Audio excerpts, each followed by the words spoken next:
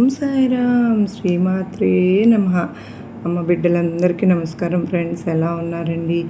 అందరూ కూడా సుఖంగా సంతోషంగా ఆరోగ్యాలతో ఉండాలి అని చెప్పి అమ్మ తరపున నేను కూడా మనస్ఫూర్తిగా కోరుకుంటున్నాను. ఈరోజు అమ్మవారు అందించే సందేశం ఏంటి అంటే కనుక, తల్లి ఇది క్షమించరాని ఘోరం తప్పు తల్లి, తప్పు. ఇప్పుడు ఈ నెల ఈ రోజున ఆదివారం అమావాస్య వచ్చింది. ఈ అమావాస్య వెళ్ళే లోపు ఇది నువ్వు ఖచ్చితంగా తెలుసుకుని తీరాల్సిందే. ఇది వింటే చాలు బిడ్డ, అంతా నీకు అదృష్టమే. ఇప్పటికీ కూడా నువ్వు తెలుసుకోకపోతే నిజంగా నీ కర్మేనమ్మా అని చెప్పి ఏదో తెలియని సందేశంతో ఈరోజు అమ్మవారు అయితే మన ముందుకు వచ్చారండి. మరి ఈ సందేశం ఏంటో మనం పూర్తిగా తెలుసుకోవాలి అంటే చివరి వరకు చూడాలి కదా. మరి దానికంటే ముందుగా ఎంతోమంది చెప్పుకోలేనటువంటి సమస్యలతో ఇబ్బంది పడిపోతూ ఉన్నారు. ఎలా తీర్చుకోవాలో కూడా వాటిని తెలియక ఆలోచిస్తూ ఉన్నారు, బాధపడుతూ ఉన్నారు. అటువంటి వారి కోసమే ఈ సందేశాల రూపంలో అమ్మ మనకు అందిస్తూ ఉన్నారు. మరి ఇప్పటి వరకు మీరు ఎన్నో ఇబ్బందులు పడి ఉండవచ్చు కాక మీ జీవితంలో మీరు అనుకున్నటువంటి మార్పులు జరగలేదని బాధపడి ఉన్నారు. కానీ ఇక్కడ అసలు అలా జరగదండి. మీ సమస్యలు ఏవైతే ఉన్నాయో వాటన్నిటికీ కూడా అమ్మ ఒక్కొక్కటిగా సమస్యలకు పరిష్కారం అనేది చూపిస్తూ ఉంటారు. అమ్మవారు వివరించి చెప్పినట్లుగా వాటికి తగినట్లుగా మనం గనక చేసుకుంటూ ఉంటే పరిష్కారాన్ని అమ్మే చూపిస్తుంది. 100కి 100% జరిగి తీరుతుంది. నమ్మకంతో మీరు కనెక్ట్ అవ్వండి. అంత మాత్రమే కాదండి, చాలామంది మా జీవితంలో గొప్ప మార్పులు జరుగుతూ ఉన్నాయి అక్క, మీకు వేల ధన్యవాదములు అని చెప్పేవాళ్ళు ఎంతోమంది ఉన్నారు. నిజంగా మీరు ఈ రోజున మేము ఆనందంగా జీవితంలో ముందడుగు వేస్తూ ఉన్నాము అని చెప్పేవాళ్ళు కూడా ఉన్నారు. మీ జీవితంలో కూడా సంతోషాలు నిండాలని చెప్పి నేను కూడా అమ్మ తరపున మనస్ఫూర్తిగా కోరుకుంటూ ఉన్నాను ఫ్రెండ్స్. అమ్మ ఏది చెప్పినా కూడా మన మంచి కోసమే చెప్తారు. అమ్మ చెప్పింది 100కి 1000% నమ్మకంతో మీరు కనుక విని ఆచరించి మీ హ్యాపీనెస్ని నాతో షేర్ చేసుకోండి. ఆలస్యం చేయకుండా అమ్మవారి యొక్క సందేశం ఏంటో ఇప్పుడే తెలుసుకుందాం. బిడ్డ, ఇది క్షమించరాని ఘోరం తప్పు తల్లి. ఈ తప్పు అనేది ఎక్కడ జరుగుతుంది ఏంటి? క్షమించరాని ఘోరం అంత లేసి మాటలు ఎందుకు అడుగుతున్నారు? అమ్మ దుర్గమ్మ, నేను ఏం ఘోరం చేశాను? నేను ఏం తప్పు చేశాను? అసలు ఎక్కడ తప్పు జరుగుతుంది? ఈ అమావాస్య రోజున నేను ఎందుకు తెలుసుకోవాలి? అసలు మీ సందేశంలో ఉండే ఆంతర్యం ఏమిటి? తెలుసుకోకపోతే నా కర్మ అని చెప్పి మీరు ఎందుకు అంటున్నారు అని చెప్పి నువ్వు అడుగుతూ ఉన్నావు కదూ. అయితే నేను చెప్పే ప్రతి మాటను కూడా నువ్వు జాగ్రత్తగా ఆలోచించు. ఎందుకు చెప్తున్నాను అని చెప్పి జాగ్రత్తగా సందేశంలో ఉండే ప్రతి మాటను నువ్వు గ్రహించు. ఎందుకు అంటే నువ్వు పూర్తిగా గ్రహించడం వల్లనే, నువ్వు వీటిని ఆచరించడం వల్లనే కొన్ని రకాలైనటువంటి సమస్యల నుంచి నువ్వు దూరం అయిపోతావు. ఇప్పుడు నువ్వు నేను చెప్పే ఏ సమస్యతోనైనా సరే కానీ నువ్వు బాధపడుతూ ఉన్నట్లయితే ఆ సమస్యలన్నింటికీ కూడా కారణం ఒక్కటే. అది ఏంటి అంటే కనుక నువ్వు చేస్తున్నటువంటి తప్పు. అదేం సమస్యలు, ఏం తప్పు అని చెప్పి నువ్వు తెలుసుకోవాలి అనుకుంటే ముందు సమస్యలు ఇప్పుడు నేను చెప్పేవి నీకు ఉన్నాయా లేదా అని చెప్పి నువ్వు మొదటిగా తెలుసుకోవాలి. నీకు నువ్వు ప్రశ్నించుకోవాలి. అందులో మొదటిది, ఇది భార్యాభర్తల మధ్య తరచుగా మీ ఇంట్లో గొడవలు జరుగుతూ ఉన్నాయా లేవా? దీనివల్ల నీకు మనశ్శాంతి లేకుండా ఉండడం, ఎప్పుడు కూడా అయ్యో నా భర్త నేను చెప్పిన మాట వినడం లేదు, విన్నట్లుగా తల ఊపుతున్నాడు, బయటకు వెళ్ళిన తర్వాత తను వెళ్ళిపోతూ ఉన్నాడు, అంతేకాని నా మాటకు గౌరవాన్ని ఇవ్వడం లేదు అని చెప్పి నువ్వు నీ భర్త గురించి ఎక్కువగా ఆలోచిస్తూ బాధపడుతూ ఉన్నావా? లేదా రెండవది, నీ భర్త చెడు వ్యసనాలకు బానిసయ్యి నిన్ను తరచుగా హింసిస్తూ కొన్ని రకాలైనటువంటి మాటలతోటి బాధ పెడుతూ ఉన్నారా? లేదా మూడవది, పిల్లలు నువ్వు చెప్పిన మాట వినకుండా నీకు ఎదురు తిరిగి మాట్లాడి వారికి నచ్చినట్లుగా వారి జీవితాన్ని అనుభవిస్తూ ఉన్నారా?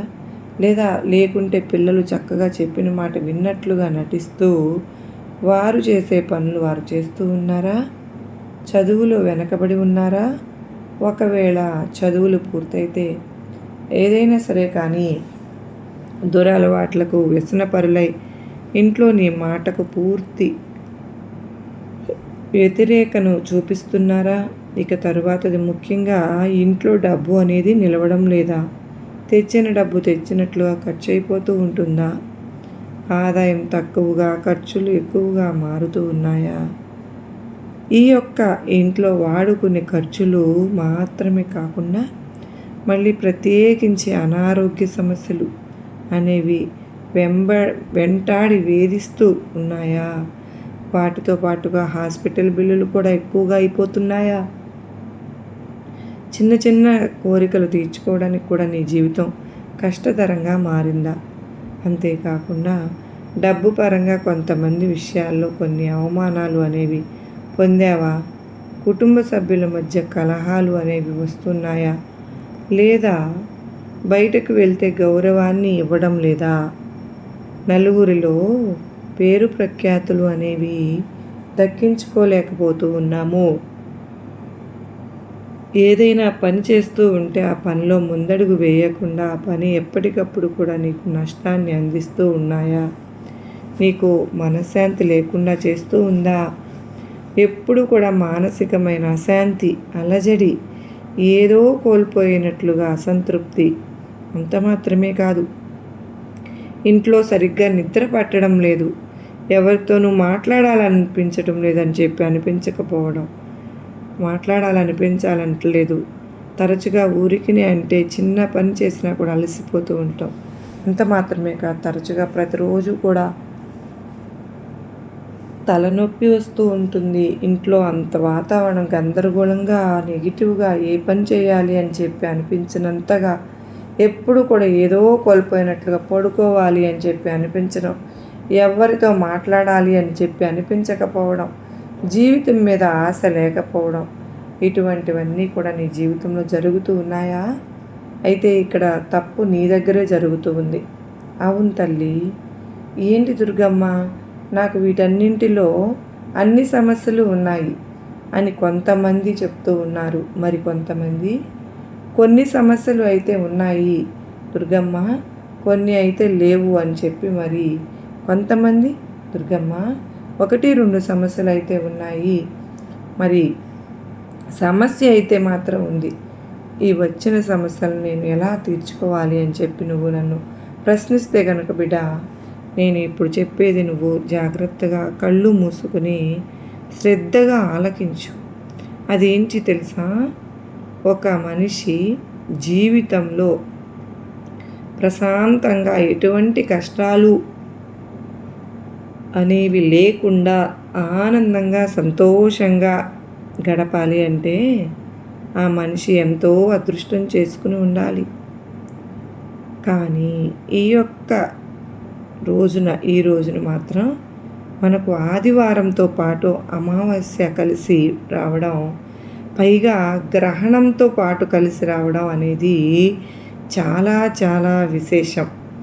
ఈ యొక్క గ్రహణము అనేది ఈ యొక్క భారతదేశం వైపు అంతగా లేదు, కానీ కీడుతో వచ్చింది. ఈ రోజున ఈ నెలలోనే మొన్నేమో చంద్రగ్రహణం, ఇప్పుడేమో సూర్యగ్రహణం. ఈ యొక్క 2 గ్రహణాల వలన మనిషి యొక్క అంటే ఆ కదలికలు, అంటే ముఖ్యంగా చెప్పాలి అంటే ఇక్కడ కదలికలు కాదు కానీ మనిషి యొక్క దినచర్య, ఆ దినచర్యలో కొన్ని రకాలైనటువంటి ఆటంకాలు ఏర్పడడం, కొన్ని రకాలుగా కీడు అనేది జరగడం అనేది జరిగిపోతుంది. కనుక ఈ గ్రహణం తాలూకు వచ్చే కీడును తొలగించుకోవడంతో పాటుగా ముఖ్యంగా ఈ యొక్క అమావాస్యని పితృ అమావాస్య, మహాలయ అమావాస్య అని చెప్పి కూడా అంటారు. ఇక్కడ పితృ అమావాస్య, మహాలయ అమావాస్య అంటే దాని అర్థం నీ యొక్క పితృదేవతలకు నువ్వు అర్పణాన్ని వదలాలని, తర్పణం వదలమని చెప్పి గుర్తుపే చేస్తున్న అమావాస్య. ముఖ్యంగా నీకు ఈ అమావాస్యకి రోజు నేను చెప్పాలి అనుకుంటున్నాను అంటే తల్లి, నీ కోసం ముఖ్యంగా నీ యొక్క తల్లిదండ్రులు లేదా నీ యొక్క తల్లిదండ్రుల యొక్క తల్లిదండ్రులు ఎంతో కష్టపడి పెంచి ఉంటారు కదా నిన్ను. అంతే అల్లారు ముద్దుగా గారాబంగా నీ యొక్క నానమ్మలు తాతయ్యలు చూసుకుని ఉంటారు కదా. అంత మాత్రమే కదా, ఒకవేళ తల్లి తండ్రి చనిపోయి ఉన్నప్పటికీ కూడాను ఈ యొక్క పితృ అమావాస్య రోజులు చనిపోయిన పెద్దలు ఎవరైతే మా బిడ్డలు భూమి మీద ఉన్నవారు మాకు ఒక ముద్ద అన్నం పెడతావా అని చెప్పి ఎదురు చూస్తూ ఉంటారు. అంటే మీకు దగ్గరలో ఉన్న పూజారి దగ్గరికి వెళ్ళి తర్పణాలు ఏ విధంగా వదలాలి అని చెప్పి తెలుసుకుని ఈరోజు కనుక ఈ అమావాస్య మహాలయ అమావాస్య రోజు మీ చనిపోయిన పెద్దలకు గనక తర్పణాన్ని వదిలి తీరాల్సిందే. ఈ యొక్క తర్పణాన్ని వదలకపోతే ఏం జరుగుతుంది అని నువ్వు నన్ను ప్రశ్నిస్తే తల్లి, సంక్రాంతి పండుగకు అంటే పెద్దల పండుగకు, లేదా ఆ మనిషి చనిపోయిన రోజు, లేదా ఆ మనిషి పుట్టినరోజు, లేదా ఆ మనిషి పెళ్లి రోజు, లేదా ఇలా ఎవరైనా సరే ఆ మనిషికి సంబంధించినటువంటి వ్యక్తులు జీవించి ఉంటారో ఆ యొక్క ఆత్మ అనేది ప్రత్యేకించి ఉన్న ఆ యొక్క పర్వదినాలలో, అంటే పుట్టినరోజు కానీ చనిపోయిన రోజు కానీ, అంటే జన్మదినం మరణ దినం అని చెప్పి ఉంటుంది కదా, ఎక్స్పైరీ డేట్ అని, ఆ యొక్క చనిపోయిన రోజు అని గుర్తుంచుకున్నారా లేదా నా వాళ్ళు? నన్ను పూర్తిగా మరచిపోయారా? నన్ను వదిలివేశారా? నన్ను అసలు గుర్తు చేసుకోవడం లేదా అని చెప్పి వారి యొక్క ఆత్మ అనేది ఘోషిస్తూ ఉంటుంది. ఈ యొక్క ఘోషించే సమయంలో ముఖ్యంగా ఇలా అమావాస్య వచ్చినప్పుడు ఈ యొక్క పితృ అమావాస్య అంటే ఈ మహాలయ అమావాస్య రోజు వారికి నమస్కరించుకుని వారి ప్రేరణ తర్పణం వారి పేరున వదిలితే గనక వారి యొక్క ఆత్మ అనేది శాంతిస్తుంది. దాని ద్వారా వారి యొక్క ఆశీర్వాదం అనేది మనకు లభిస్తుంది. ఎవరైనా సరే కానీ ఎప్పుడైనా కానీ చనిపోయిన మన పెద్దలు ఎవరైతే ఉన్నారో వారు మనకు దైవంతో సమానం. ఖచ్చితంగా దేవతల యొక్క ఆశీర్వాదాలు అనేవి ఆ ఇంటి ఆడబిడ్డలపై ఉండి తీరాలి. ఇలా ఉండకపోతే ఇందాక నేను చెప్పిన సమస్యలన్నీ కూడా మనిషిని అతలాకుతలం చేసేస్తూ ఉంటాయి. మనిషికి మనశ్శాంతి లేకుండా బాధలు వచ్చేలాగా చేస్తాయి. ఎవరైతే పితృ శాపం ఉంటుందో ఆ వంశం అభివృద్ధి చెందదు. ఆ ఇంట్లో పుత్ర సంతానం అనేది కలగదు. ఇలా భార్యాభర్తల మధ్య గొడవలు, కలహాలు, ఇటువంటివన్నీ కూడా అనేక రకాల రూపాలలో బాధలు వచ్చి వెంటాడి వేధిస్తూ ఉంటాయి. కనుక ఈ యొక్క మహాలయ అమావాస్య రోజు మీ యొక్క పెద్దలు ఎవరైతే ఉన్నారో వారికి ఖచ్చితంగా తర్పణాన్ని వదిలిపెట్టి తీరాలి అన్న విషయాన్ని గుర్తుంచుకోండి. అంత మాత్రమే కాదు, ఈ యొక్క అమావాస్య రోజు తర్పణాన్ని వదలని పక్షంలో మీ ఊరిలో ఉన్న పూజారులకు ఆహారాన్ని పెట్టినట్లుగా మీరు మనసులో భావించుకొని మీ పెద్దల పేరున వారికి ఇవ్వాలి. మోయను అంటే ఏంటంటే మోయను ఇవ్వాలన్నమాట. అంటే మీరు ఒక ఇస్తరాకు తీసుకోవాలి. అంటే 2 ఇస్తరాకులను దంపతులు ఇచ్చినట్లు 2 ఇస్తరాకులు తీసుకుని 1 కేజీన్నర బియ్యము, ఆ యొక్క బియ్యంలోతో పాటుగా సొరకాయ కానీ, తోటకూర, టమోటాలు అవి రెండు వేస్తే సరిపోతుంది. 1 గిద్దన్నర కందిపప్పు, కాస్త చింతపండు, కారం, కింద 4-5 ఎండుమిరపకాయలు, కొంచెం సాల్ట్, ఇవే. ఇక అంతకంటే అంతేకాకుండా వీటన్నింటితో పాటుగా మీరు పెరుగు ప్యాకెట్ వేసి ఆ యొక్క పూజారికి మీరు భోజనాన్ని సమర్పించిన విధంగా భావించి వాటన్నింటినీ ఇక్కడ కవర్లో పెట్టుకుని తీసుకుని వెళ్ళి పూజారికి మీ పెద్దల పేర్లు చెప్పి వారి మీద, అంటే వారు కొన్ని మంత్రాలు వారు చదువుతారు, కానీ దానివల్ల ఆ పెద్దలకు ఆ మంత్రం అనేది అంటే వాళ్ళకు అంకితం చేయబడుతుంది. అంటే వారికి మనం మోయన ఇచ్చి దక్షిణ కూడా సమర్పించుకోవాలి. దక్షిణ అంటే ఇక్కడ తాంబూలం పెట్టి అందులో మీకు తోచినంత 116 కానీ 1116 కానీ మీరు స్వామికి దక్షిణ అనేది ఇచ్చుకోవాలన్నమాట. ఇలా తర్పణం వదలడం కానీ, అలా మోయనివ్వడం కానీ చేసుకోవాలి అన్నమాట. దీనివల్ల మీకు పితృదేవతల యొక్క శాపాలు అనేవి తొలగిపోతాయి. వారు బతికి ఉన్నప్పుడు మనం చిన్న వయసులో ఉంటాం కదా, తెలుసో తెలియకో కొన్ని శాపనార్థాలు మనకు పెడతారు. వాళ్ళని మనం బాధ పెట్టినప్పుడు, అరే నువ్వు అలా నాశనం అవుతావురా, ఇలా నాశనం అవుతావురా, నువ్వు పుట్టగతులు లేకుండా పోతావురా, నీ బిడ్డ తరాలకు నా ఉసురు తగులుతుంది అని చెప్పి ఇలా తిడుతూ ఉంటారు. ఆ తిట్టిన తిట్టు గడప దాటి వెళ్ళవన్నమాట. కనుక ఇట్లా మనం తర్పణ వదలటం వల్ల ఆ యొక్క శాపాల నుంచి మనం బయటపడగలుగుతాము. ఎప్పుడు కూడా ఏ మనిషికి కూడా పితృశాపం అనేది ఉండకూడదు. ఇక అన్నింటికంటే ముఖ్యంగా మనం కూడా మన పిల్లలను ఇలా ఎప్పుడు కూడా శపించకూడదు. ఒకవేళ మీ యొక్క తల్లిదండ్రులు, మీ పెద్దలు బ్రతికి ఉన్నట్లయితే కానీ వారు మిమ్మల్ని ఇలా తిట్టినట్లయితే కనుక రేపటి రోజున వారి దగ్గరకు వెళ్ళి మనస్ఫూర్తిగా క్షమాపణ అడిగి వారి యొక్క ఆశీర్వాదం తీసుకోండి. ఈరోజు తప్పకుండా దీనివల్ల కూడా మీరు ఆ శాపం నుండి విముక్తి అనేది పొందుతారన్నమాట. ఇది ఖచ్చితంగా ఇవాళ రోజున ప్రతి ఒక్కరూ కూడా ఆచరించి తీరాల్సిందే ఈ నియమాన్ని.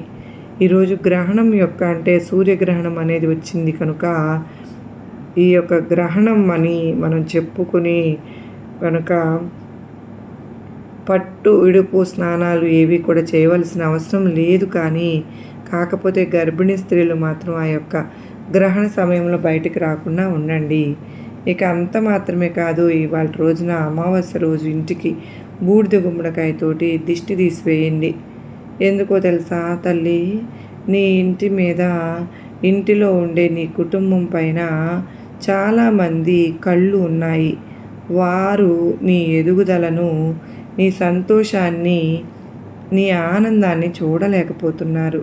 కనుక ఆ యొక్క నరుల దృష్టి అనేది తొలగించుకోవడం కోసం ఇంటికి బూడిద గుమ్మడికాయతోటి ఈరోజు దిష్టి తీసేసుకోండి.